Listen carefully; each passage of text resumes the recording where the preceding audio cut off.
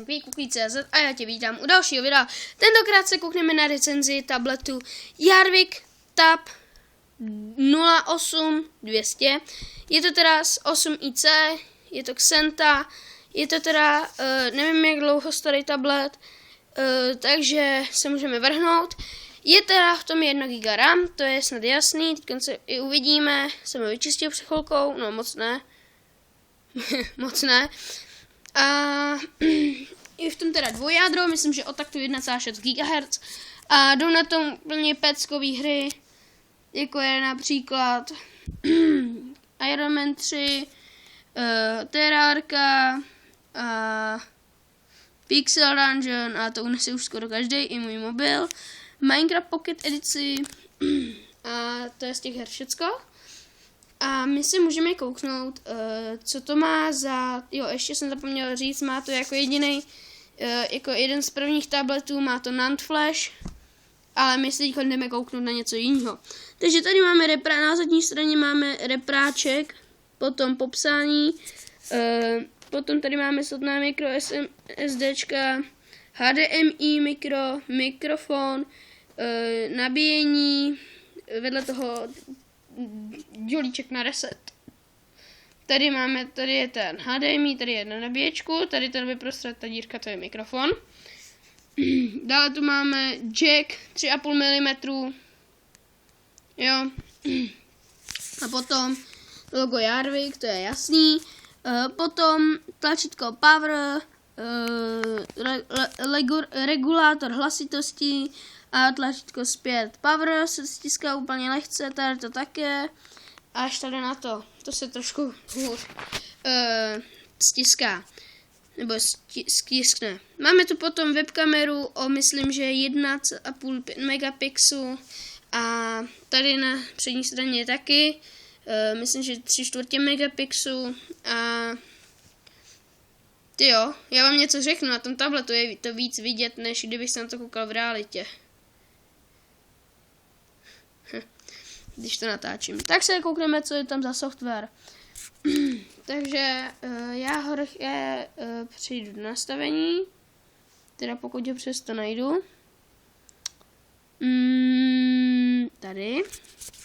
Takže máme to nastavení a v tom je klasický Wi-Fi, Bluetooth, přenesená data a další. Tady máme i speciální kolonku HDMI, Turn HDMI, je tady i Screen Zoom, potom tady máme složku Screenshot, která je tady to takhle dole, tam to vytiskne a tady uvidíte ukládání, jo. Já jsem to ještě neaktualizoval, protože to ani nebudu chtít. Tak tady máte potom, kam to chcete ukládat, na NAND flash, SD kartu nebo USB storage. Dále tady máme potom úložiště, to tady máme ten klasický, to je 1 GB a NAND flash. Dále tady máme ještě potom baterii, tu nemusím ukazovat, to snad každý zná. Aplikace, tam máte kolik jich je, zabezpečení, potom jazyk, zálohování, účty a tady je dobrá kolonka pro vývojáře, to mám teda i na mém mobilu. Máme tady heslo na zálohy v počítači, nevypínat obrazovku, kontrola HDCP, chránit kartu SD, laděný USB, povolit simulované polohy, bla bla bla. Tady to zobrazí dotyky, to mám i teď. Jak vidíte, tak tam jezdí taková, za prsem taková bílá kulička. A tady je jo, to potom bliká, no. To mě docela dost vadí. Potom tady máte animace a zakázat hardwareové vrstvy. Využít CPU, blablabla. Nevím, proč tady máme nezapletý. Tak, dále se můžeme kouknout, jaký je tady stav baterky. Jestli se vybíjí, jaká je IP adresa a tak dále. Doba provozu, sériové číslo. A dále se můžeme kouknout ještě tady na toto. To je taky dobrá animačka.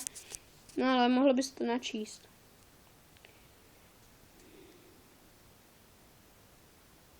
Jo. Android Jelly Bean, hezká. Tady se tam zobrazí, a když kliknu ještě jednou, teď se tady zase zobrazí. Jo, tak to bylo vše z nastavení a můžeme se vrhnout, třeba vám ukážu, jak se hraje třeba, já nevím, to Subway Surf, to je docela i náročný na ty mobily a tak, na tablety ani moc ne.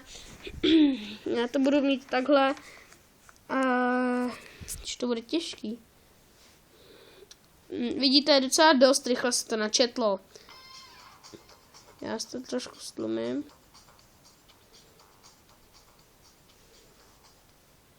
Tak, slumeno. A můžeme hrát.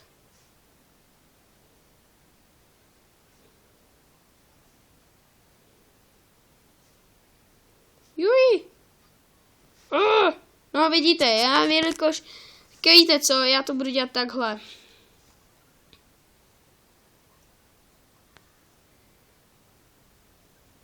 Tak. To mě tak trošku mlčím, jo.